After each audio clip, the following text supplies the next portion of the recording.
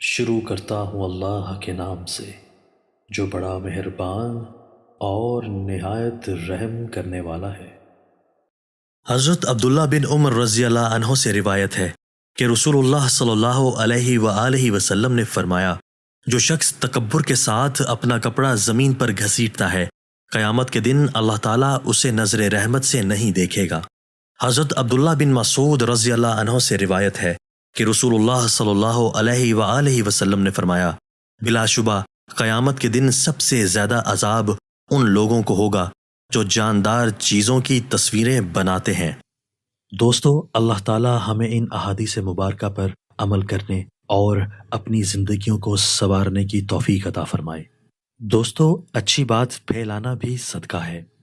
ہمارے channel Islamic Urdu Pakistan کو subscribe کیجیے، لائک کیجیے اور ہماری ویڈیوز کو دوستوں کے ساتھ شیئر کرنا مت بھولیے، اور ہاں، کمنٹس باکس میں اپنی رائے کا اظہار کیجیے۔ آپ کے تعاون کا شکریہ۔